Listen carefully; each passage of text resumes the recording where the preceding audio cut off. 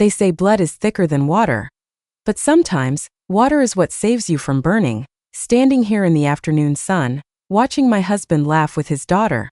I can hardly believe this is my life. Just a few years ago, I was standing in a room full of my own family, feeling completely, utterly invisible.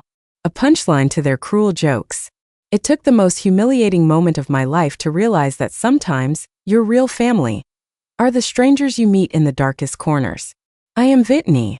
To really understand how I ended up in this beautiful, peaceful backyard, you have to understand the nightmare I had to walk away from. A nightmare disguised as a loving family gathering. For as long as I can remember, my life was a constant, exhausting audition for my parents' affection. An audition I was never going to win. My younger sister, Vivian, was the undeniable golden child of our house. She was the one who did everything right, according to their invisible rulebook. She went to the right schools, chose the right, safe profession as a respected veterinarian, married Ryan, who was a successful and charming surgeon, and now, she was expecting her first baby. Everything Vivian did was a masterpiece in my parents' eyes. A flawless execution of the perfect life. Me? I was just Whitney. I was the rebel who moved to New York with nothing but a sketchpad and a desperate need to prove myself. Over the years, I poured my blood, sweat, and endless tears into building a highly successful interior design firm from the absolute ground up. My trendy loft apartment in the city center was my sanctuary. My work was featured in several well-known design magazines. I was managing million-dollar budgets and leading teams of contractors. But none of that mattered back home. To my parents, my career was just a cute little hobby. I was always falling short simply because I wasn't Vivian. Psychology actually has a term for this deeply toxic dynamic. It is called the family scapegoat. In the twisted theater of our family, Vivian was the golden child. The fragile, perfect angel who could do absolutely no wrong. And I was the designated dumping ground for all their unacknowledged insecurities. The permanent supporting character meant to make the lead look better. The most dangerous part of this dynamic is how it strips you of your right to be hurt. If Vivian insulted me, it was just a family joke. I was told I was too sensitive, too dramatic. If I ever reacted, I was the bitter, jealous sister ruining the family peace. I was conditioned to swallow my pain so they could maintain their perfect illusion. I shouldn't have even been at that baby shower in Boise. That is the pathetic irony of it all. I was in the middle of the most critical week of my career. I was managing a massive, high-stakes resort renovation on the West Coast, juggling demanding contractors, delayed shipments, and brutal deadlines. But when the invitation for Vivian's shower arrived, the desperate little girl inside me took over. I thought, maybe this time if I show up, if I make the effort, they will finally see me. So I booked a brutal red-eye flight. I spent hours researching and tracking down an incredibly expensive, top-of-the-line baby stroller.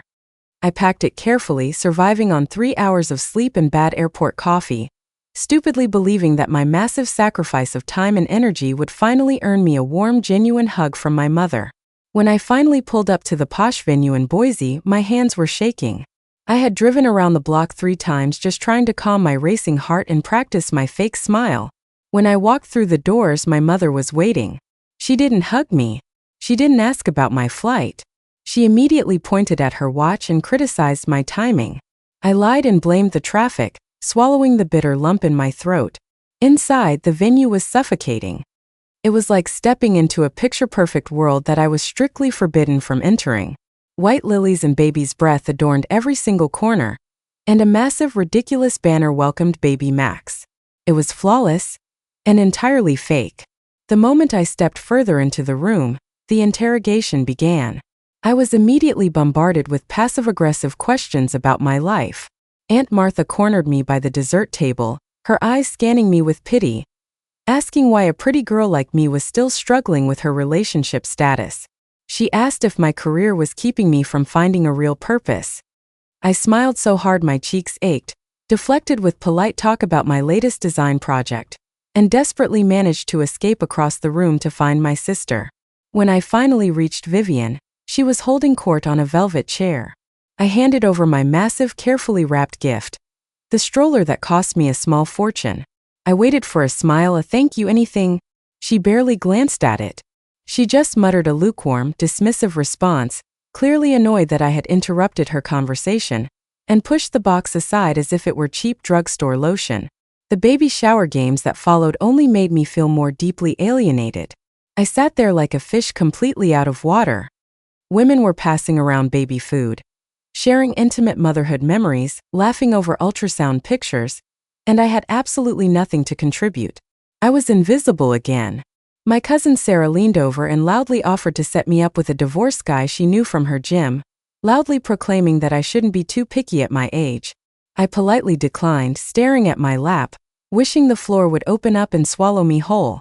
Then the true nightmare began. The toasts. After several of her friends and my mother spoke, showering Vivian with praise and tears, it was my turn. I stood up, my legs trembling slightly.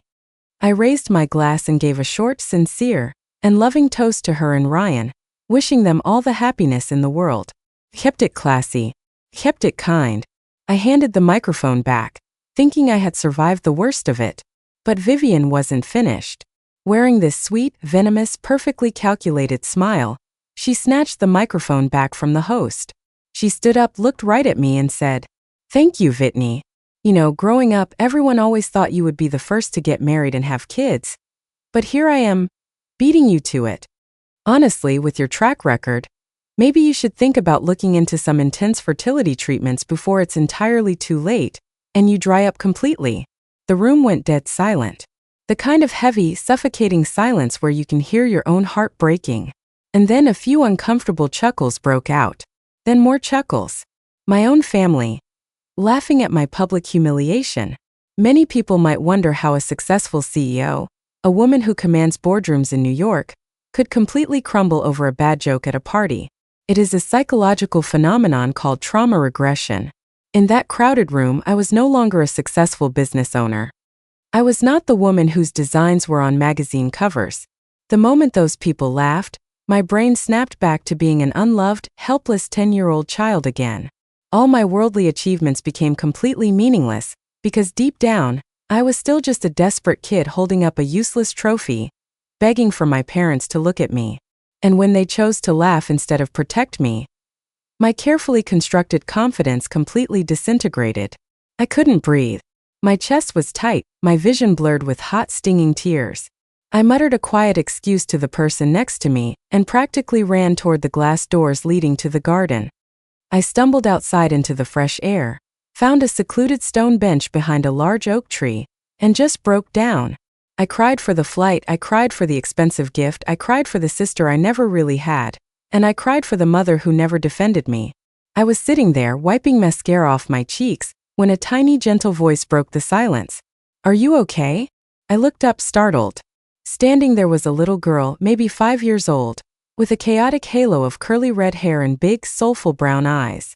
She was holding a half-eaten cookie and looking at me with pure, unfiltered concern. Right behind her was a tall man, looking incredibly apologetic. This was Lily, and her father, Nathan. Nathan rushed forward, apologizing profusely for his daughter's intrusion, but I quickly wiped my face and assured him it was perfectly fine. He reached into his pocket and handed me a clean handkerchief. He didn't ask why I was crying. He just offered a quiet, solid presence. We started chatting. He mentioned that he was a friend of Ryan's from college, and that he had just moved to the Boise area. He bought an old historic house that needed a massive amount of renovation work, and he was completely overwhelmed by it. Lily's innocent, sweet questions and Nathan's kind, non-judgmental nature were like a warm blanket over my freezing soul. In just 15 minutes, this total stranger and his little girl made me feel more seen, more valued, and more human than my blood relatives had in 30 years. When Nathan learned that I was an interior designer, his eyes lit up, and he genuinely asked if I could help him look at some floor plans. As we were about to head back inside, Lily grabbed my hand, tugged it gently, and invited me to have cake with them at their table. I agreed, feeling a small, genuine smile return to my face. We walked back into the venue together. When Vivian saw me walk in with the handsome, successful new guest, her fake smile faltered. She was clearly deeply annoyed that I was getting any attention. She had only saved 2 seats at their table for Nathan and Lily, subtly trying to exclude me, but Nathan pulled up a chair himself and insisted I sit with them. During the cake cutting, chaos struck. Lily, in her excitement, knocked over a large glass of red fruit punch, right onto the hem of Vivian's expensive maternity dress. Vivian absolutely exploded. She started shouting, making a massive scene, glaring at the terrified little girl. Without thinking, I quickly took charge. I grabbed a stack of napkins and club soda, stepped right between Vivian and the trembling child, and efficiently cleaned up the mess while speaking in a calm, soothing voice.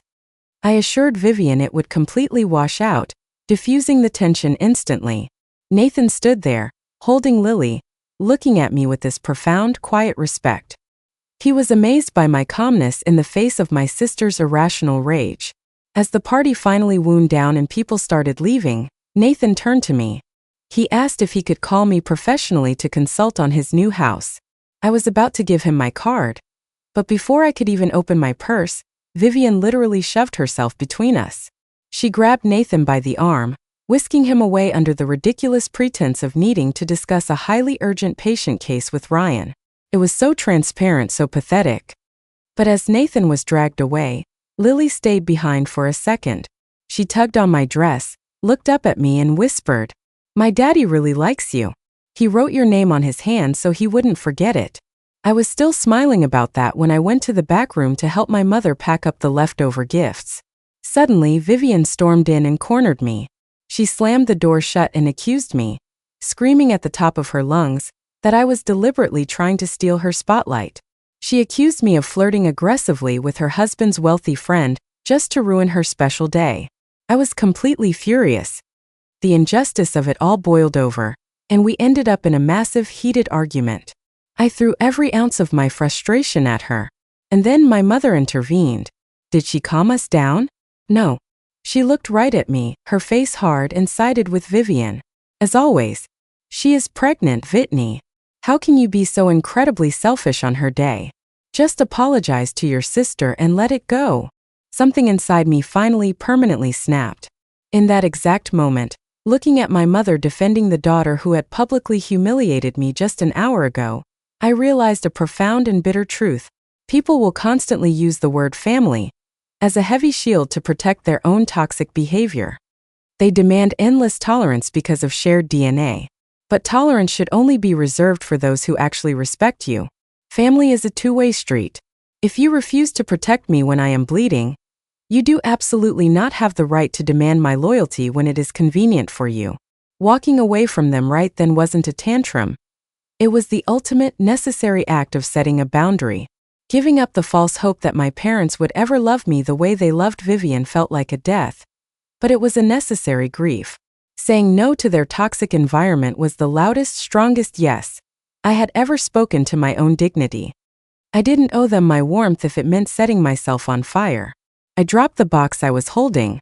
I looked at my mother and my sister, shook my head, and without another word I walked out the door. I didn't look back. When I reached the parking lot, I was expecting to get into my rental car alone and drive to the airport.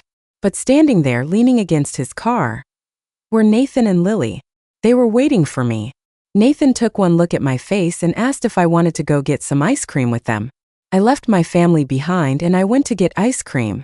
We sat in a small booth for hours. Nathan shared his heartbreaking story of losing his wife to cancer when Lily was only 4. I saw a man who understood profound grief, who understood what it meant to rebuild a life from the ashes. We found we had an incredible amount in common, sharing the exact same views on loyalty, hard work, and what a home should actually feel like. A week later, Nathan called me in New York about his house. Our professional calls about floor plans and paint colors slowly, beautifully turned into hours of talking about everything else. The professional relationship gradually turned into a romantic one. I flew back to Boise, not for my family, but for him. 3 months after that terrible baby shower, Vivian gave birth to a healthy baby boy. Surprisingly, Nathan encouraged me to visit her in the hospital. He told me that holding on to anger is just drinking poison. I went. We had an honest, difficult conversation. It didn't magically fix everything, but for the first time in our lives, the toxic spell was broken. We understood each other's boundaries. As time passed, Nathan and I grew closer. Lily and I became inseparable, building a bond that felt stronger than anything I had ever experienced. And one day, exactly a year later, In the very same beautiful garden where I had once sat crying alone, Nathan got down on one knee and proposed to me with the most beautiful ring I had ever seen. I looked at him and I looked at Lily holding his hand and I said, "Yes, of course." Now, as I look around at this wonderful family gathering in our backyard, I realize that sometimes the most painful, humiliating moments of your life are just violent detours leading you to the most beautiful destinations. I found my own true version of happiness. I didn't lose a family that day at the baby shower. I simply left an illusion and finally found the courage to build a real one. Disclaimer: this video is created for the sole purpose of entertainment. All situations, characters, and stories in this video are fictional and are built entirely using artificial intelligence technology. We hope you have a relaxing time.